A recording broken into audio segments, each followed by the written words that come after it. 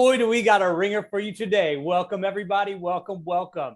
The 100th episode of the Entrepreneurial Web. Woo! Woo! We did it. I am your host, Jeremiah Fox. Still, after 100 episodes, they let me stay the host. And the message, we're going to do things a little differently today. Two portions of the show. First half, the message of the week. You are the product of the 5 people you spend the most time with. So it's important to take inventory and check in with the people that are surrounding you. Are they people that are lifting you up? Are they crabs in the bucket and trying to pull you down? These 3 guests that are joining me for this first segment, they've all been on the show at least 2 times each. Some I've known for many, many years. Some I've only known briefly. Some I've never met before. Some are close, some are far. But these 3 people, I met them and our relationship has grown. Every time we interact, the push is always up. They push me hard and hopefully they get the same in some from me. So first up, Tony Disilvestro, one of my first bosses ever, going back to 1993. He is the CEO of Why Not Italian, based in Virginia Beach, Virginia, but he's a Jersey boy, which takes us to Lance Knaub, who's actually in Jersey, but I think you're originally Pennsylvania, right? You're from Pennsylvania? Yes, absolutely. He's the head of Denali Consulting, but also Breakthrough Fitness. And then Belinda, DiGiambattista, who lives right next door. We usually do it in person. And I was concerned about the echo and all the other crazy things that might happen. So she's actually sitting next door. Zoom in from the what has become the pop-up studio since the beginning of the pandemic, my restaurant Della here in New York. Belinda is a business coach and successfully sold a business that she built up called Butterbeans that was also a food industry business here in New York City. And she's from North Carolina, so some swap of locations, but all these people have been highly influential in my life. Going back 25 plus years to, Lance and I have known each other about a year and never even met, but we've spent countless hours on Zoom. We've all been on Clubhouse together and just been the focus of really wonderful conversation surrounding entrepreneurship. All these people have successfully opened, built up, maintained and or sold their businesses, and also have branched into coaching, which is something that has my interest in the highest degree.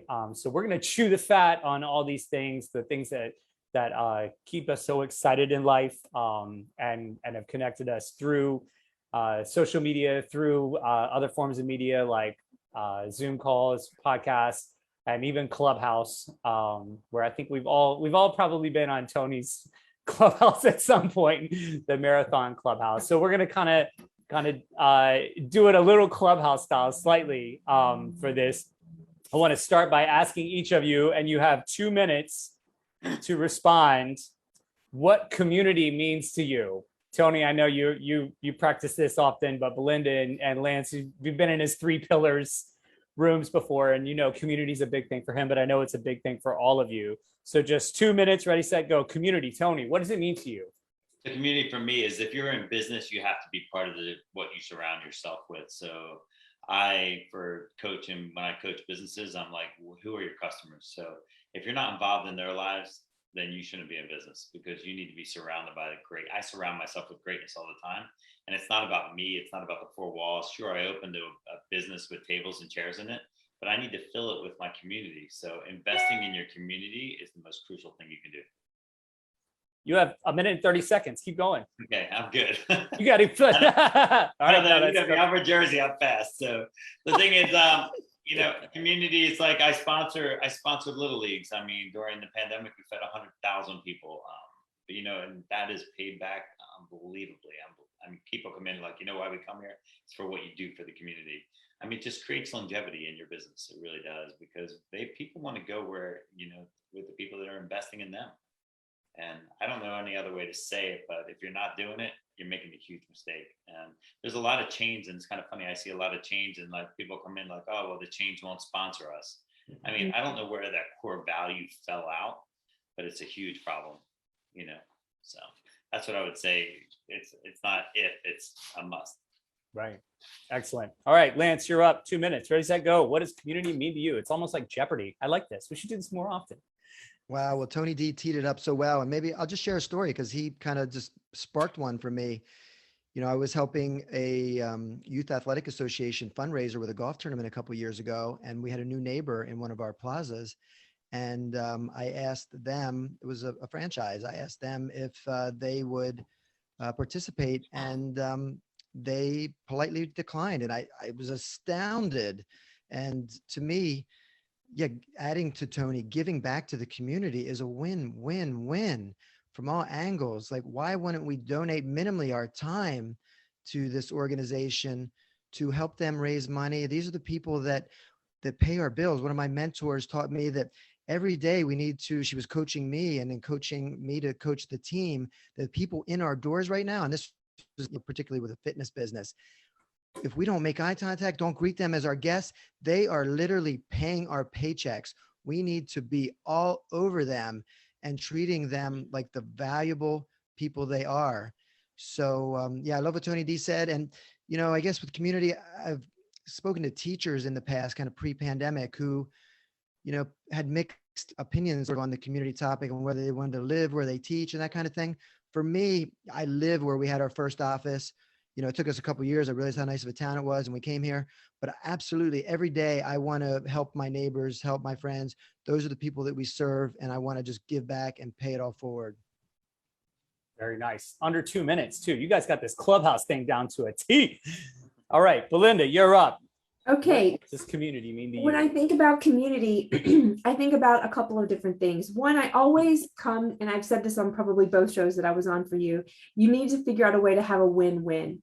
And so whatever it is you're trying to accomplish for yourself, your company, your employees, it needs to be a win-win, not just for you, but also for the employees, also for the people that you're serving, also for the stakeholders, regardless of who they are. And so that is, you know, how you engage with each of those different types of communities, those category of communities, is extremely important. You know, I was working with a client the other day who had a pricing model that was completely out of whack. And I was like, you know, there's no win-win in this. So you really have to evaluate all those different parts to understand how it actually works for both of you, regardless of what it is in your system. There was something else I was going to say, which is that, you know, in order for the society to work in general, we all have to be thinking about how we're raising the whole thing. All tides rise all boats if we allow it to. So the reason that we need to support, you know, the small businesses is so that they can hire employees. Those employees now are able to spend money at another establishment, which allows them to, you know, pay their rent, and, you know, the landlords are okay. So it's an ecosystem. And if we understand the support that we all give each other in the ecosystem, then we understand why community is a value that you can't compromise on. And that, you know, so it's important to understand that, you know, to engage in community is to serve everyone and make it ultimately a win-win. So I think it's very important. And that's kind of like the definition of community, right? It's like all the people around you and everybody. Like if you're in a, you know, you're in a neighborhood and everybody's got their yards and you make yours really nice and the rest of the people leave theirs looking ugly, you know, it becomes out of balance, and then it gets like, you know, I've heard it gets catty. I don't have a yard, so I don't know. But and all of you like made such great points in terms of how I view it. I mean, going back to what Tony said, I remember working those like little league lunches where they would come in after the lunch shift, but before the dinner shift. And they would pack the place and they were all so happy. And, you know, I was young at the time. I was like 17, 18. I was like, it's a bunch of like annoying kids coming in. But like years later, I realized that when we, you know, established roots here in Brooklyn and started opening businesses and started doing the same things. And I was like, at one point I was like, why does this feel so familiar? And I was like, oh yeah, there's all those lunches. We're just on the opposite end. And we started doing it mainly with alcohol through the juice box, where we would, you know, do these huge setups for school functions, especially the school that our kids went to. And, you know, we would create these like pop-up bars, and it was a lot of work, but it just, it felt so good. And then it turned into years, not even thinking about it. We were like, we just take care of our kids, just like be there for our kids and our neighbors' kids and our friends' kids. And then of course they all patronize. And then years later, when we opened Della, my God, if we weren't, like you said, Tony, like embedded in the community and had those huge relationships, this would have never, first of all, it had never gotten off the ground. Secondly, it never would have survived COVID because we had created all those connections and everybody's world got super duper small. And that was what survived us during that time period. And to your point too, Belinda, we realized who our alliances were industry wide.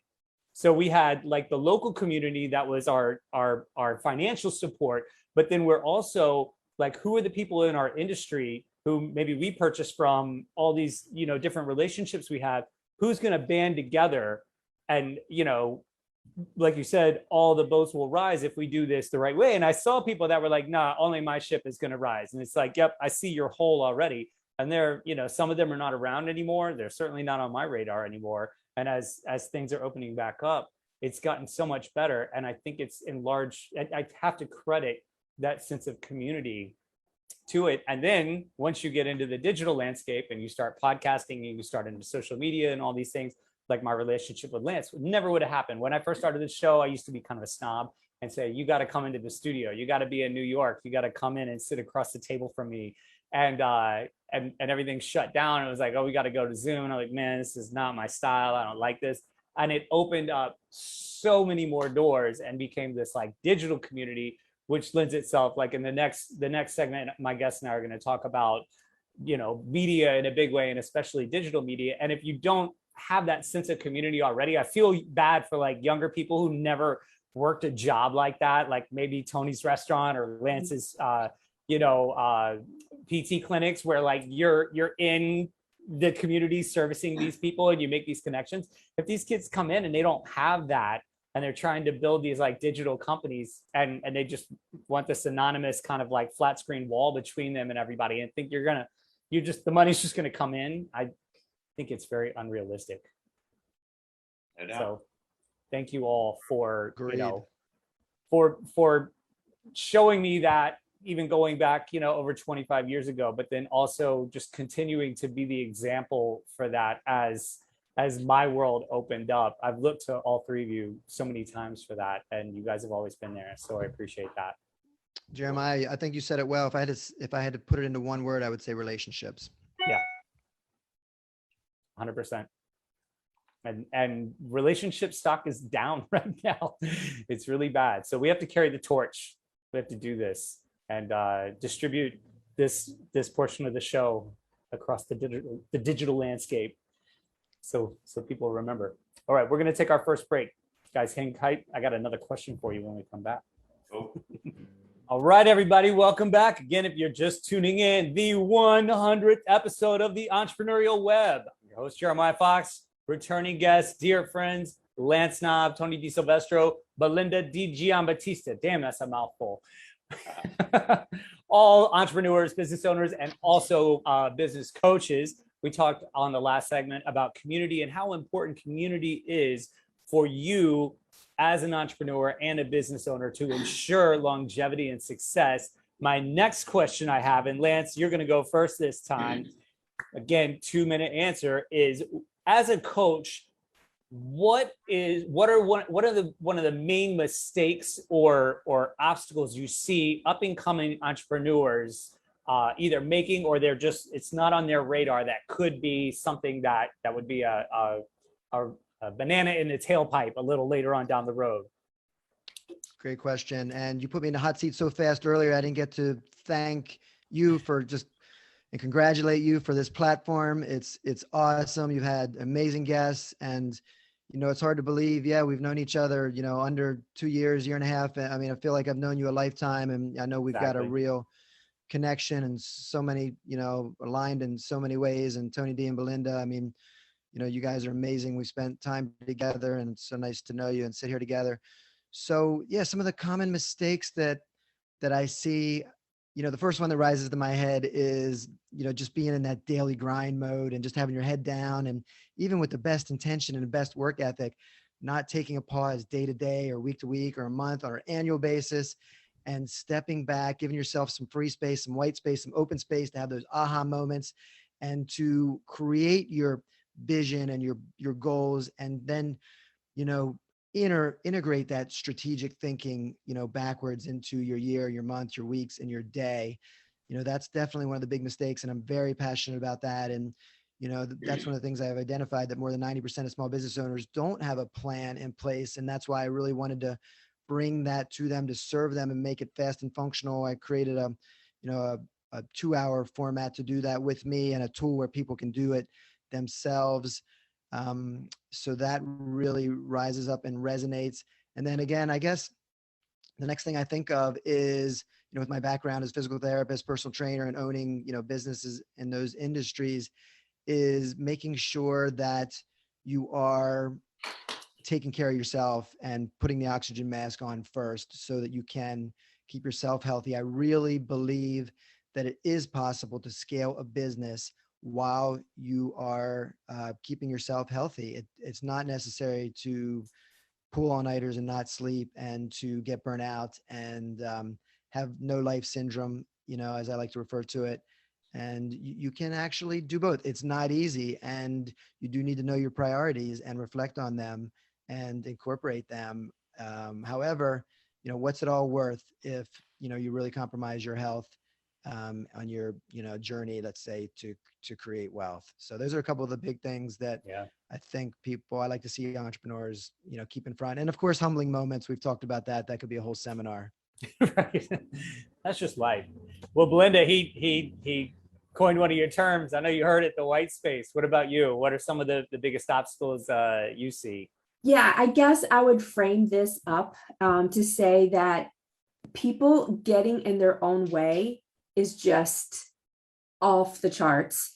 I think that depending on the past experience of the individual, it is a varying degree of getting in their own way. But honestly, like if you've done something a number of times and it hasn't worked, then a lot of times people convince themselves it just can't work, instead of understanding that they need to do what Lance just said, take a step back, evaluate the situation, and understand and ask questions about, well, what if we did it this way? And whenever you make recommendations sometimes for them to really change perspective, that can be very hard for people. And so you really quickly start to understand how fast or slow somebody's going to have to go in a certain direction based on their response to that, and what it's going to take to get them to shift that perspective. So I would say, whether it is in terms of, niching down, it's very important whenever you're going to start a new business to have a niche idea, go after a niche target market.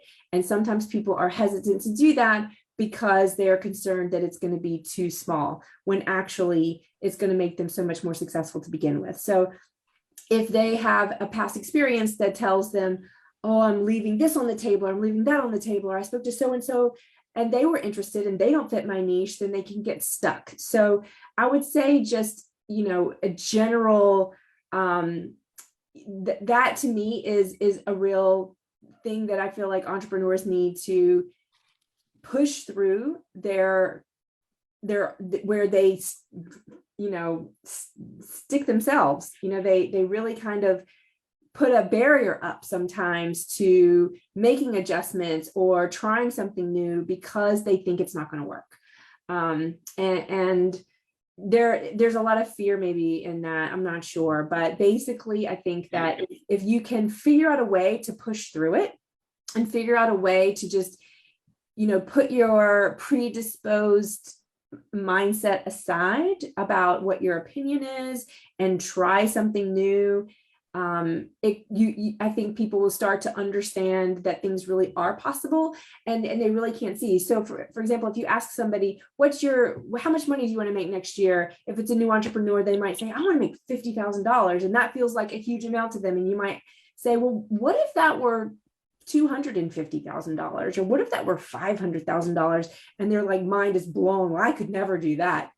Well, actually, are you sure? Let's really get uncomfortable for a minute and figure out what that would actually look like. So helping people to understand that it's okay to sit in the uncomfortable, to put themselves into a position where they really need to think outside the box and try new things to try to get them outside of their own way. And you know, people come along eventually. And it's funny, you can sometimes, after working with somebody for a year, you can show them some recordings of what they said a previous year, and they'll be like, wow, yeah, I guess I did say that, didn't I? Yeah, now I know better. So it's just figuring out how to help people learn their own style of pushing through the obstacles that they can put up for themselves, regardless of what the issue is.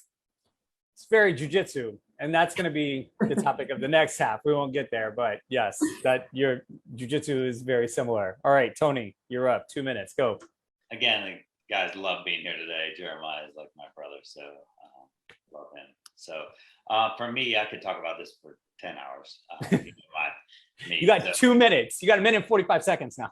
No problem. So my thing with entrepreneurs, right? The first thing is, out of 100 businesses right now, if you took 100 businesses, Jeremiah, how many of them are entrepreneurs? Right. How many? 5%. 5%, right? What are they? So entrepreneurs are technicians, right? So we all get into business and we all think we're great entrepreneurs, but all we are is technicians. We have a job. So that's the first thing I have to really identify. Do you want to be an entrepreneur, or do you want a job? Right? Because you own a Subway, you own a job, you're a technician. That's all you are. Right? The next thing is systemizing your system. So every entrepreneur, they do not invest enough time to document the processes and procedures that they're actually creating every single day. Right? So that leads into the next one, which is delegation. Right? How do we delegate? There's the art of delegation. Do you know the 4 elements of delegation? Really defining them and making sure that they understand them thoroughly and work through that process of delegation.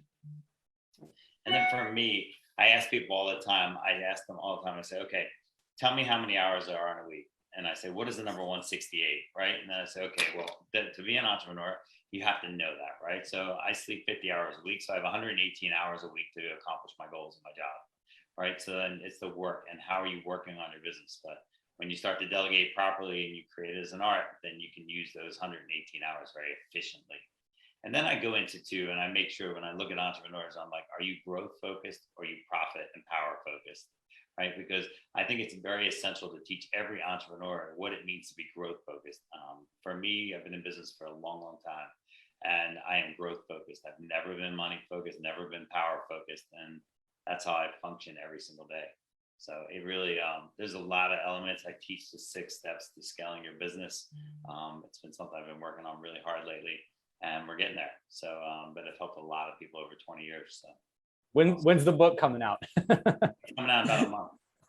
It's crazy. Yeah. No, it's yeah. And I've sat through many of those clubhouse rooms and been put on the spot. Like, how do you get 1,000%? And I was rambling and blah, blah, blah, blah, blah. I'll do whatever you say, Tony.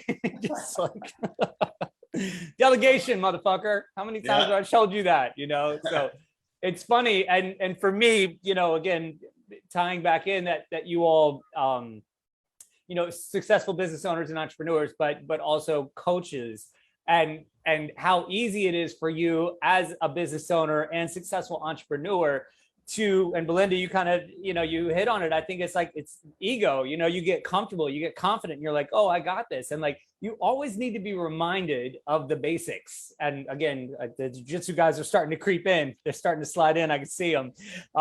You know, jiu-jitsu is all about that. You can't forget the basics. You always go back, and you have to reinvest time in the basics. And I think it's important for anybody that's listening that has aspirations. I think now is a pretty hot time for people looking to open their own business, because the world got turned upside down, and people realized how fragile their position was at their company, or maybe they had a business already and now they're like, okay, we survived, it's time to grow, let's go. There's less competition. As you take those steps, like, find somebody, you know, Belinda said it a couple times on the show, like, find an accountability partner. If it's not even a coach, just somebody that's been there, somebody that's been in your position, that knows the basics, and will watch you walk into the wall 3 times and be like, okay, I just want to point out you walked into the wall 3 times. That wall isn't moving. So it's time to move yourself, you know, back up and there's a door. Walk there's through. a door, find a door. Like, yeah, do something, turn the light on, just anything. And I'd have to say, like, my time spent with you all, that's been the real value, where you just take me, a confident, go-getting somebody who's like, I've worked through a lot of shit, I'll figure it out. It's been so much easier to just have you grab me like by the ear and just say like, look right here. It's just a couple inches off of where you're focusing, and it will change your trajectory and, you know, make life better and get to the point where you're in Lance's position, where you're you know, getting more sleep and you're not head down, you're not beat down, you feel good about what you're doing. And I think it is possible. I've gone through the meat grinder and come out, and it's like, yeah, you can do all this and still feel good about yourself. So we're gonna have to wrap up this portion and get ready for the next one. I want to thank you all three so much for coming on, taking the time yet again, but also just being there. Yeah. Well, thank you so much, me. Jeremiah. I didn't get to say, you know, congratulations to you, like the other you. guys also. I just want to echo what they said. It's been amazing to you know, watch you on this journey and be, you know, accountability partners to each other. Thank you. Badass, brother. Dude, Jeremiah, thanks for having us as part of the celebration, baby. You got another 1,000 episodes, man, and you're supporting the entrepreneurs out there. Keep it coming, baby. Thank you. Thank you all so much. Thank you, guys. Great being with everybody. I'll talk to you Okay. soon. Good All seeing right, you guys. everybody. Hang tight. Another half coming up. We're going to get nitty gritty on the BJJ. Woo!